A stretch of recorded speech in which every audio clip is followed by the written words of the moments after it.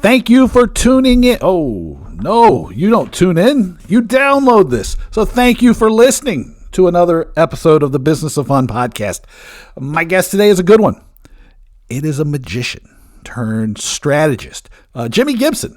He's with Thrive Agency, and he came on to help me understand how you can use the principles of magic to be a better marketer and messenger, which I think it applies to all of us. So this is a great one. This is totally fun. I think you're going to love it. But before I share the episode and tell you about my conversation with Jimi, I want to remind you of a couple things really quickly. First of all, I have decided to do a free webinar series, a 5-session webinar series on selling tickets in times of uncertainty. The first one is April 1st, 2025 at 1 p.m. Eastern Time. It's called Understanding the Premium and Single Ticket Buyer Mindset in a Downturn. Okay, so I'm going to help you understand how to make sense of the world around you when things don't make a lot of sense. That's going to be free. Make sure the link will be in the show notes. I should always forget to say that, but it's true. The link's in the show notes. Also, check out my website. It's davewakeman.com. There is a drop-down box. You can get all of my newsletters. So you find out about the stuff like this. Or, because this is going to go out before the 3rd of April, Thursday, April 3rd, I'm going to be in New York City giving a guest lecture at NYU to one of their sports management classes, talking about integrated marketing communications. And if you're around, I'm going to try to do some kind of get-together, networking, meet and greet, whatever the hell you want to call the thing. But if you are interested, if I do something in New York besides teach the class, which I'm going to try to do, send me an email, dave@davewakeman.com, put NYC in the subject line, and I'll keep you in the loop about what's going on. So davewakeman.com, sign up for the free webinar on April 1st. April 3rd, I'm in New York City. Those are the important headlines here. But now back to my conversation with Jimi Gibson. So Jimi is with Thrive Agency. It's a independent agency that has a really cool culture that we talk about during the conversation. Jimi is also a trained magician, and he had a long career as a magician, and he had to use his magician training to come up with some ideas about marketing and strategy. So we talk about why you only have 3 seconds or so to get your message across. We talk about how content has become video related and how you can use that to your advantage. We talk about some of the lessons that he learned from his marketing training and how you can apply those to your own messaging. We talk about his 3 C's framework of connection, curiosity, and conversion, and how that story structure will help you stand out in a very crowded marketplace. We talk about the effects that magicians use. We talk about the audience bullseye. We talk about dehumanization. We talk about an agency environment. We talk about all kinds of stuff, and it's fun because Jimi does know how to tell a good story. He's also a Southern man like me, so that was also great. But without more from me, here's my conversation with Jimi Gibson on the Business of Fun. All right, I would like to welcome Jimi Gibson to the Business of Fun. Jimi, what's up? Hey, Dave. How are you? Great to be with you today. Oh, thank you for being here, a fellow Southerner. So that's great. Even though you probably maybe don't like the University of Alabama as much as I do, because we often beat South Carolina in football and basketball lately. So, but that's okay. We can still be friends. You know, the South is a friendly place. That's right. Yep. I should have said, hey, y'all, to the audience there. But yeah, South Carolina football's had a little struggle over the last few years, but it's always fun. Yeah, it's a great town. It's a great school. There's people definitely that work there that listen to the podcast. So it's we'll say hey y'all to them. So, but I'm excited to have you here for a couple of reasons. Number one, you're a former magician. And so like you have taken magic and applied it to like branding and messaging and marketing, which I think is really cool.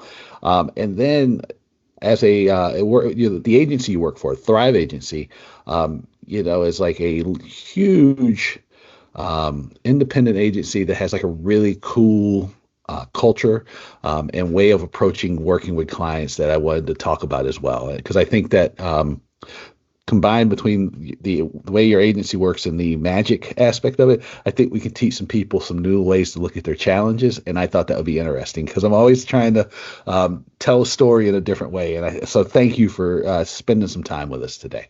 Yeah, that all sounds fun. Happy to dig in, and we can take some detours if we need to. Oh, there's definitely detours. There's no doubt about this. So I'll start then by asking you about this comment that you've made, which just says that if your message doesn't get across in 3 seconds or less, you're not getting your message across, period. Can you explain that to us?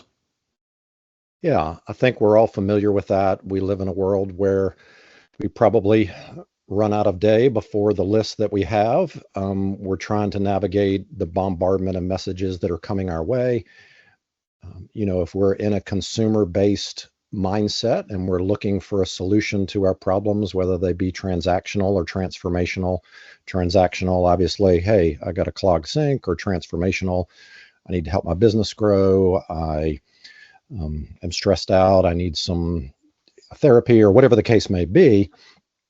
We're looking for someone that can connect with us and provide that solution very quickly. Often, I think the days of long pages of content are over. We've seen that, this year alone, or transitioning into this year, 82% of web content will be video related. So we're sort of in that passive entertain me mode, but we're also very savvy as consumers, and we can make decisions in a split second. It used to be, hey, you need to have your bio. Is somebody going to read your whole bio? No. It used to be the elevator speech. It used to be how to get your point across in 60 seconds or less. I think we have become so conditioned and so attuned to what's out there that we are making those split second, 3-second decisions, and we have to realize that, and we have to get to the point, and we can't front load a bunch of fluff. Yeah, no, and I'm curious about how you think about this, because you talked about there's so many messages, and when I teach it, my executive MBA students about the number, I think the current number I use is 10,000 demands of attention each day, but the number is irrelevant because no matter when I use 5,000, it was still more than people could recognize. But why do people fall into the trap of front loading with fluff, or not recognizing the importance of grabbing people right away? Because again, this is probably the ultimate question. We know how overwhelming all this stuff is ourselves, right? Like, why? So if it's too much for us, why don't we recognize that it's the same thing for everybody else? Right. Well, because we're all self-centered and we all think about how we want everybody to know about us, right? And so we feel like we have to load up the conversation with our background, our credentials, our brand story. And the truth is, nobody cares. Everybody else is self-centered, so they want to know how are you going to fix my problem or solve my issue or bring me joy or bring me fun or whatever the case may be. And I think that's just a natural thing that happens, and it's a muscle that you have to exercise in a messaging standpoint. I always say your marketing's not broken, your messaging is, and you have to do this little flip in your head. And you can't look in the mirror. You have to look through a window at your target audience. And so I also think the other thing that causes this to be a problem is, and I hate to be polarizing, but business people don't know what they're selling and they don't know what their brand is about. And if you can't articulate that in a clear way, how's your audience going to know that? And so it really takes some effort to spend the time to know who your target market is, to understand what their pains are, what are they looking for. And when you know that, now you're speaking to one person. I think, in the performance of magic, I went through some training early on. You can't look at the audience as a unit. You have to look at individual people. And then the way you express the communication is to this person, is to this person, is to that person, is to this person. And that's a whole different way of thinking. So I would say there's probably some fundamentals that business people, owners, founders, people in charge of communicating with their target audience need to rewind the clock, and it's all about those fundamentals. So I would say that's sort of a 10,000 foot flyby, and we can dig into any of that you want to. Well, the interesting thing you talked about is your training as a magician and how you can't look at the audience as this big unmoving mass of people, which is a lesson I think I don't know exactly when I learned it, but I learned it pretty early on. And even when we're doing this podcast, I'm talking to you, right? And even in the intro and the outro, I'm speaking to one specific person. Even when I write anything, a newsletter or a blog post, I'm speaking to one person. And the way you explained it, I thought does a really good job because, and this is where I'm curious about, is how do you train people to think that way? Because again, you're talking about like the executives or people not knowing what they're selling. I think it's because they can't see around that blob. They can't see through the blob. They just are like going, oh, this whole mass of people is moving in this one direction. And I'm like going, no.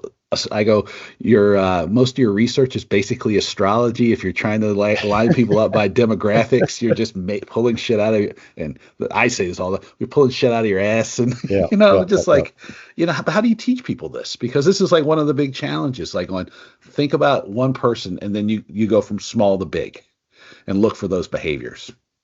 Yeah. So I'll start with a little story. I know you're all about story.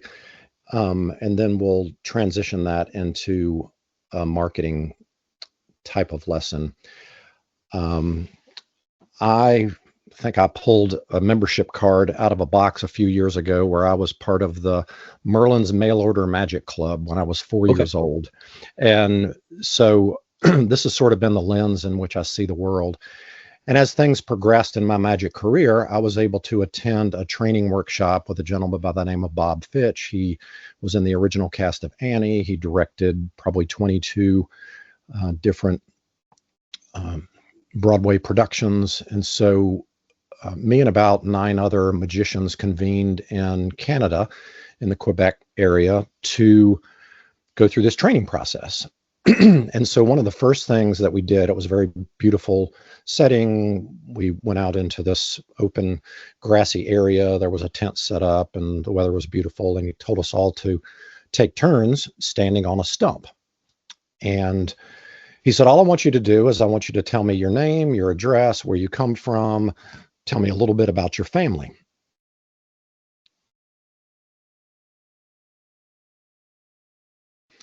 So we all took turns standing on this stump, and the ones who weren't on the stump were sort of whispering, like, what is he trying to do? What is he trying to get out of us?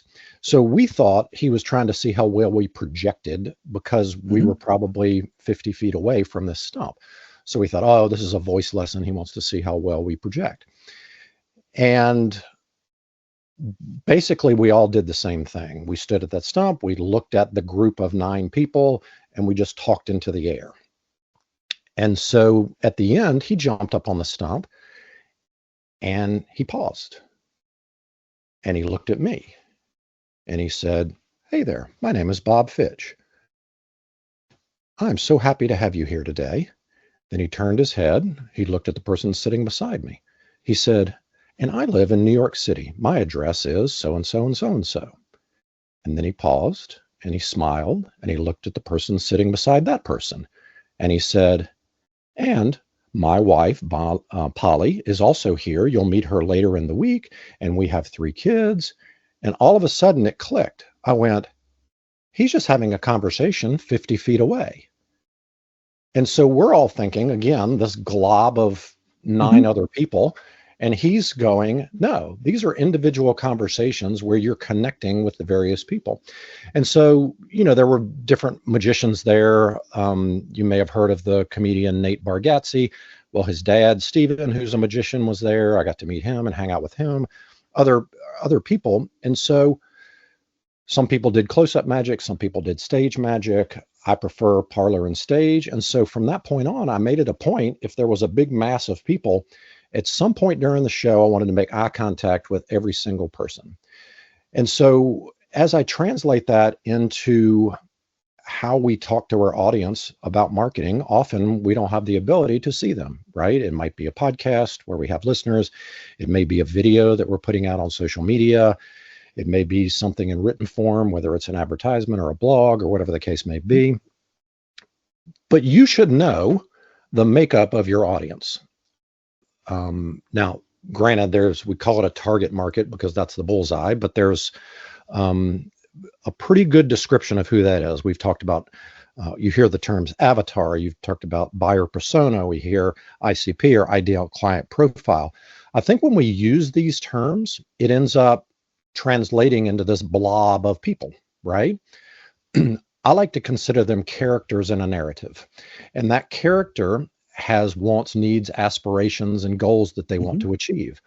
And so when you talk to these people, it's almost like you're the narrator or you're the guide, the Obi-Wan Kenobi, or somebody else within that story structure. And you are having an individual conversation with this other character. What are their personality traits? What journey are you on together? And I think that's the click that needs to happen. And it takes practice. It's not easy to stare into a camera lens and imagine somebody else. I've often told people to get their best customer, clip out their picture and post it right underneath the camera. And those are just things that you have to practice. So I don't know if that helps and gives context to separating that blob into individual people, but that was a lesson that I learned in a pretty dramatic way. Yeah, it mirrors and really you had a nice guide in in your training in Canada. Me, I just went up in front of 100 people the first time I ever gave a talk, and I was like, "Oh my God, this is too much," and I just started picking people out. But I learned the lesson: if I'm talking to one person, I can do it. If I'm talking to 100 people, I'm losing my mind. But the thing you talk about with knowing your audience and that bullseye effect, right? To me, the way you talk about characters and like you're kind of guiding the characters and you're like learning through them, the opposite end, which is what I see too often, is that it becomes that sort of individual selling proposition, whatever you want, whatever term people have made up to use or use internally, it has a dehumanizing effect. Yes. And I think the big thing that I like about what you're discussing and what, how I try to teach people about marketing is that never forget that the people on the other end of whatever you're selling or whatever you're offering or whatever you're doing, it's a person, right? I hate when I hear the people use the term consumers, because that's like, again, to me, it dehumanizes the person, the customer that you're dealing with, because there's like an old school, to me at least, American tradition, right? Because we're both Americans from the South, of like the customer and the shopkeeper, and like the shopkeeper knows what the customer wants and things like this. So to me, it really tracks, and I like the story that you told, because I like the idea of like the humanity of it, which I think is probably what makes a good magician, right? Is like a sort of love for the audience. But one of the things I was curious to learn from you was, besides this one about talking to people individually, what other principles of magic are helpful in helping people become better at grabbing attention, talking to people, and of marketing and selling themselves or their businesses or their products and services, whatever that case might end up being? Yeah, sure. I think it all comes down to clarity and a process that I've coined the sort of formula called the magic script. I call it the script because if you want to affect your audience, it should follow a process, right? And that process is built on some physiology. It's also built on human behavior. And then it also helps you focus your message. And so as I went through that training, I started to deconstruct, what is a magic trick? Well, a magic trick has an effect. There's a secret behind it, and there's some description of what happens. And so it could be floating a person in the air, sawing a person in half, making an elephant vanish. And so you really have to name, what is that magic effect? And this is for marketing as well. We'll get there. if you classified every magic illusion, it basically boils down to 13 effects. So you can have a production, a vanish, a transformation, a restoration, a prediction. So to clarify your message, pick one of those, right? And so if it's a production, it could be, think of Apple unveiling their first iPhone. If it's a vanish, think about Uber eliminating the need to call a cab. If it's transformation, think about Old Spice. We're probably of the age where our dads wore Old Spice, and now they've shifted that from the fresh, funny brand, right?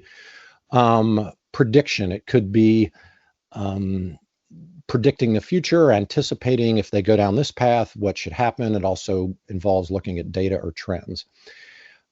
So pick one thing, and I have this 5-finger approach to marketing, with the pointy finger being one audience, one message, one solution, and one call to action. And so you have to structure your messaging to be very clear. Then what you want to do is you want to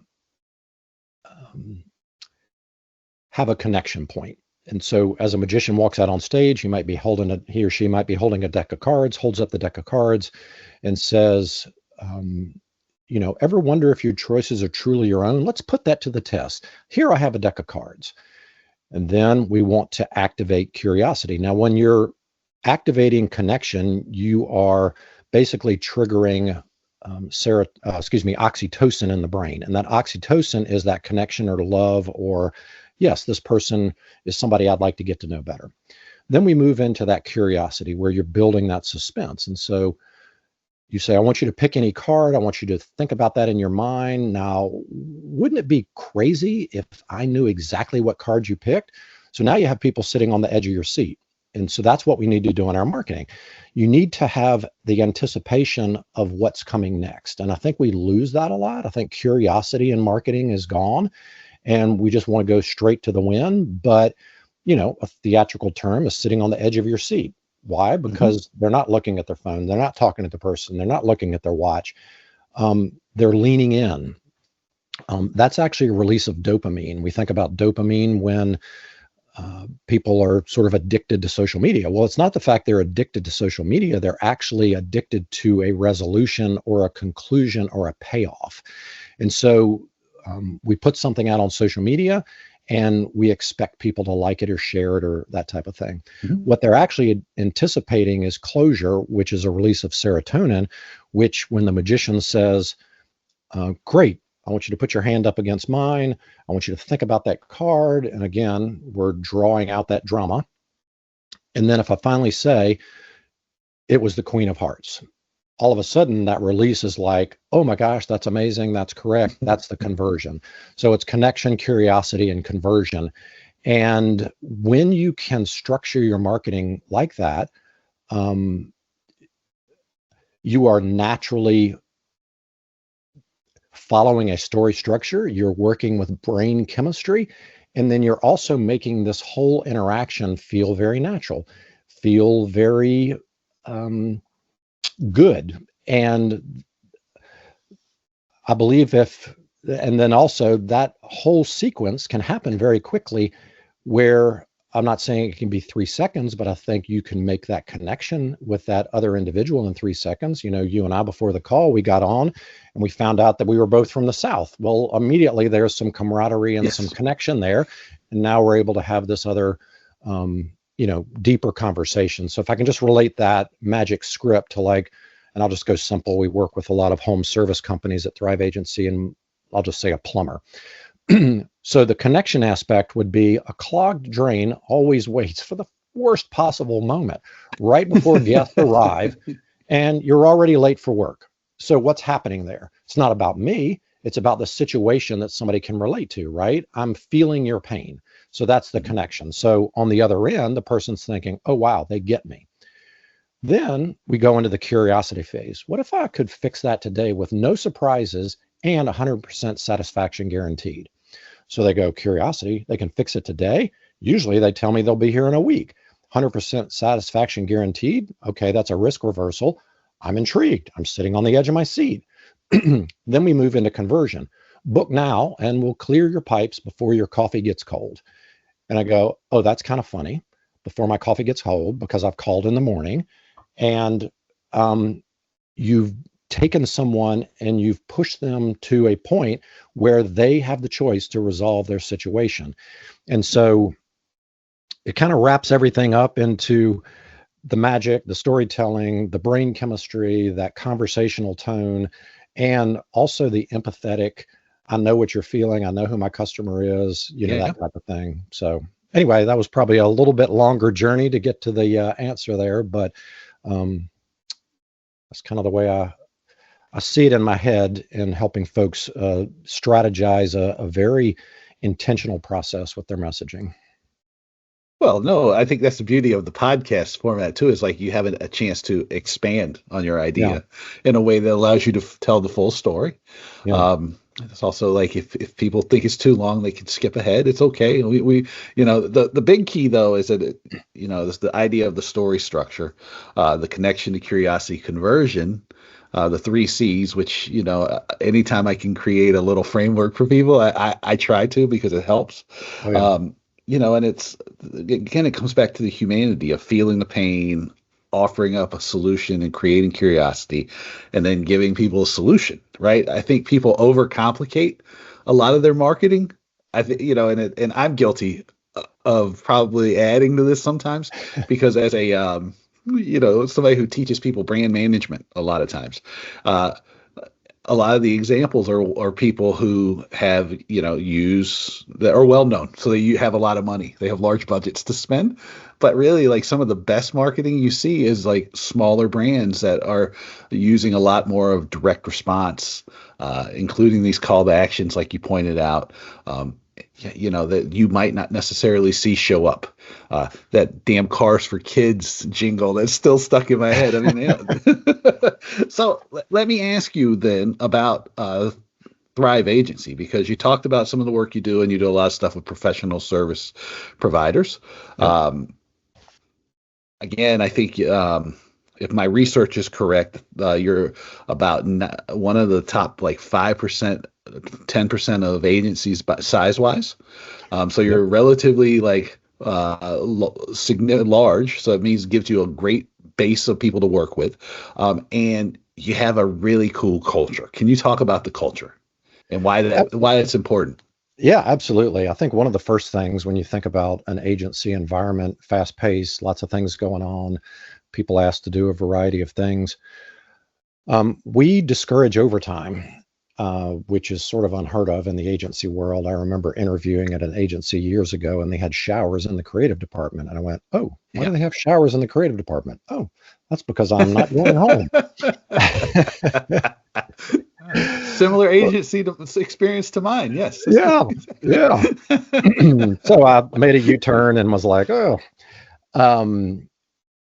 But I think when people are healthy and they feel that they don't need to show that they're going to work 24/7, and that's not a badge that they're able to wear, and we actually discourage that badge, then they do take time to spend with their family and friends. They enjoy hobbies outside of work, and they come back to work refreshed, appreciated, more creative, clear-headed, that type of thing. The other thing that we do is we track giving as a top level KPI at the executive level, and then we report on that every month. So again, while you are enjoying that free time, give back to your community. Get involved in some sort of project that's you're passionate about. We track the number of hours that are donated, and it can be something unrelated to marketing, but if you're a writer, if you're a web developer, donate that to some charity and help them. And so we have in-kind type of donations. And then we have a monetary matching system that up to a certain level, we will match that. And then for every new client that we onboard at Thrive, we ask a Thriver, is what we call them, to pick a person around the world that we're going to give a Kiva microloan to. And so it helps develop all of these things, help develop an open-handed mindset, a feeling of gratitude, which is our first core value. And we just not only think it's a good business practice, it's the right thing to do, but it just is a warm-hearted way for us to be able to make an impact around the world.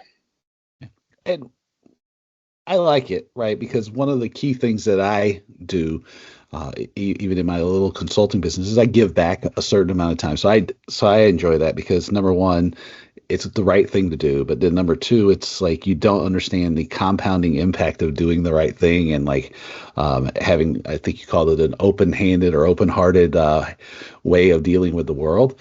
Because I'm sure it comes back. What have been some of the positive things that you've seen happen because of this culture and this mindset, though? Because I think sometimes that people look at it too much like a zero-sum thing, right? Like either you're on or you're off. And like, and I think the culture that especially agency culture, has trained so many people to like always be on, and like it's, to the point of insanity. Oh yeah. I think what it's done is it's provided collaboration. We do have a home office in Arlington, Texas. The rest of our team is across the world, and it causes connections to happen and like-minded folks to get together to work towards a common goal outside of work. And you get to know who you're working with, you get to understand people's heart, and whether you are doing this in person in your local community because a number of you have gathered together, the smiles on the faces and, the feedback that we give is, I went into this to satisfy our ability to take some time off or to give back to the community. But what I really understood was I got more out of it than the people that I was helping. And it's just this feeling. And so there's all sorts of research that, the listeners can look up. When you give back and you have an attitude of gratitude and abundance, you're going to be happier. You are going to feel more peaceful. There's actually studies that you will actually earn more money because you are not as closed-minded and you feel like we're all in this together. So I would say that's one thing. The other thing, every couple of years, we actually bring all the employees, we have about 175 employees, to Arlington, Texas to get together. And so we all participate in a local charity and we all sweat and rub elbows and enjoy that camaraderie. And a lot of the stories are the laughter and the fun and the, wow, we did this together and look what we accomplished in this 3-hour block of time. And I think it just rounds out you as a person, as an individual, and maybe helps you see the world in a different perspective. So, yeah, I agree. I still think some of the most meaningful things that I've done have been some of these pro bono things that I've done. There was I spent 6 months working with EB Research Partnership, which is an organization that helps kids with this rare skin disease. It's still like I still think about it all the time because of like you could see that how like the money and this work they were doing just changed these kids' lives and their parents, and it was just, and then the research just like it could change medicine. It was amazing. And then now I sit on the board of a nonprofit here in DC, and it's like we've been able in the last 3 years to double the number of kids we help in the district, and we help kids in all 8 wards of DC. Wow. And it's amazing, right? And does it make me better as far as a strategy consultant or a brand management teacher? It does, but that's not the point. The point is like those connections, the jokes, the laughter, like the friendships I've made. I just think it's wonderful, and it's great to see this, because I think the only way that you kind of can shift the culture back and get people a little bit under control is for people to talk about it and express how impactful it is. So, thank you for sharing that, because I didn't even know we were going to talk about that. And it's like, it's really something I encourage people to do so much. All right. So let me ask you then one final question then. Okay. So, we talked about culture. We talked about the principles of magic. We talked about capturing people's attention, hooking people in, curiosity, all of these things. If we had to sum up this conversation, like if you only could give people one lesson to take away from this, what would you want them to take away?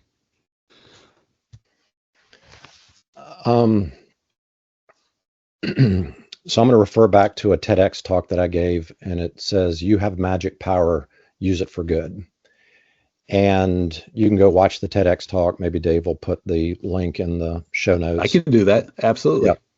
And I won't tell the story. It had to do with my wife and I took a trip to Rwanda, and there's a magic show involved and so forth. But what it comes down to is we all have something that we're passionate about, whether that's how you earn your money or whether that's something that you've been interested in since you were a little kid, or a hobby that you do nights and weekends. And if companies could activate that abracadabra, which I call it, with all of their employees, and that would be included in their messaging, it would allow consumers to understand, is this company the one I want to stick to and be involved with and support their products or services? Or am I more aligned with this company that has this point of view of the world? And so I would say, communicate as a human being to other human beings, and don't be afraid to be yourself. I think we think about marketing, we put up this veneer or this plastic persona that we think we have to speak from. And the more true you are to yourself, and the more true you are to the people that make up your business, and the belief that you have in your product or service to solve someone's problem, the more authentic connections you're going to make. And I would challenge everyone to look at yourself, look at your business, look at the people as part of the organization, look at how you can bake that into your product or service, and just go out and have those meaningful conversations. All right. So I lied. There's one more question then. Let's plug some stuff. How can people find you on the internet? Yeah, well, I'm pretty active on LinkedIn, so you can find me there. I committed to put out a video every day, Monday through Friday this year, so lots of videos up there.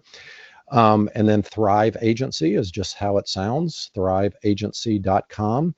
If anybody wants to reach out to me on LinkedIn, you can follow me, DM me. Happy to jump on a call and we can chat about stuff. But yeah, I would say we're full service digital marketing agency, so we do everything, and we're very proud of our work and would love to be able to chat with anybody who's has that need. Awesome. Well, Jimmy, thank you so much for doing this. Absolutely. Thanks, Dave. It's been a joy. Let me know what you thought of my conversation with Jimmy by sending me an email to my name, dave@davewakeman.com. I thought it was pretty good stuff, but I'm curious what you think. Make sure you check out my website. It's davewakeman.com. That's where you'll be able to sign up for the newsletter so you never miss any of the blog posts or anything from me. I've been playing around with the way to distribute things to see if it helps with the SEO and traffic and stuff. It's complicated. It's meaningless to you, but it just means that, like, making sure you go to the website, sometimes valuable. Not sometimes, all times valuable, but you can still get the newsletter so you don't miss things. But a lot of times the stuff goes on the website first. Memberships has its rewards. Make sure you get that. You're signed up for the April 1st webinar about understanding the premium single ticket buyer mindset in uncertain times. It's part of a series of webinars I'm going to do on dealing with uncertainty. Let me know about if you're curious about April 3rd in New York City. I can't necessarily plan because I don't know exactly what my schedule looks like yet, but I will be giving a guest lecture at NYU. So I keep saying that because to me that sounds awesome. Being able, not just going and being on campus at NYU, but actually being able to give a guest lecture. It's amazing. I'm so excited to do it. But if I do something and you're around, let me know and we'll try to get together. It'll be fun. Okay. Thank you for listening, right? Make sure you send me emails, dave@davewakeman.com. Let me know if you need to chat. Let me know what I'm doing right, what I'm doing wrong, who you would like to hear from, all of that stuff. Also, make sure you rate and review the podcast. Those things helps people discover the podcast, and helps make sure I keep getting really great conversations like the one I just had with Jimmy. So thank you for being here. Couldn't do it without you. And until next time, I'll talk to you soon. Take it easy.